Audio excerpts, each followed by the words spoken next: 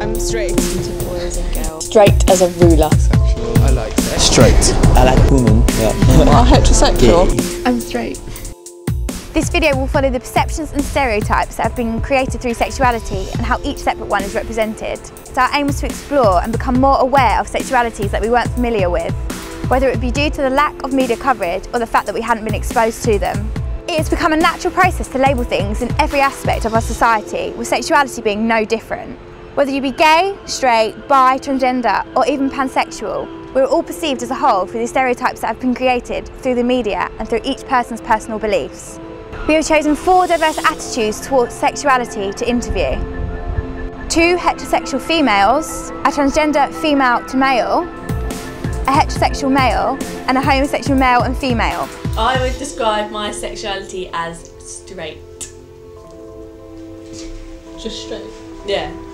I'd probably say the same thing, but I am attracted to women. Like, you know, when you see a girl in the street, I'll say, oh, she's very pretty, or, you know, but I wouldn't be like, oh, I'll ask her out. I don't put a label on my sexuality anymore. I am completely open to anyone. Most people describe it as pansexual, so attraction regardless of gender. I definitely agree that there's some misconceptions.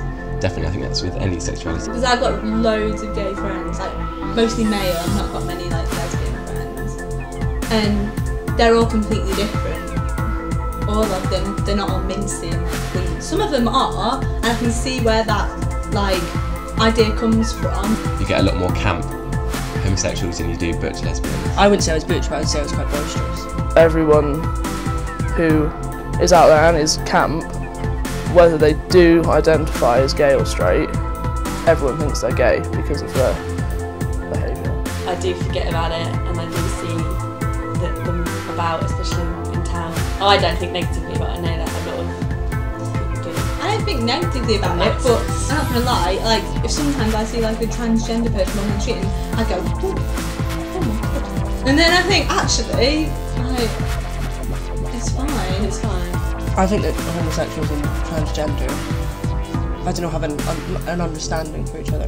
We understand that you're not brought up to just be You're straight or just have one sexuality, and because we're used to dealing with people not accepting our sexuality and stuff, obviously we don't completely understand it. Now I'm identifying as trans and attracted to whoever I'm attracted to, people get really confused and funny about it. Especially in the gay community, they don't seem to understand. They're like, no, you're here, so you should be attracted to this sex. It's not as much of a big deal made about heterosexual people as like homosexual people. No. Which I don't think is fair, but that's just the way it is. Because being heterosexual is seen even as the norm. It is the norm. And that heterosexuality, it will stay as heterosexuality. Someone who is straight will always be straight and will only be attracted to the opposite sex. When you go out, some nights out, people just presume that, you know, you're just going out to get with girls, and not quite admirable. A bit of a lad, I think, is probably the best way to describe that. So I think the media choose who they want to portray and their sexuality. When the whole Lindsay Lohan thing came out, because the way that the media actually handled it is a massive thing for them, but they didn't rip the piss. I've yet to see like a gay presenter that's not really camp. I don't think that truly represents everything that there is in sexuality. Such a forward approach in the media as well sometimes can often lead to not negative, but slightly maybe ambiguous, a bit shocking, and presented in quite an obscure way these days. There's a serious lack with trans issues.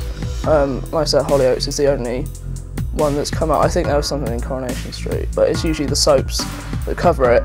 The only thing that comes up in the news is trans murders, and it's never a positive thing. Because I know people of all different sexualities,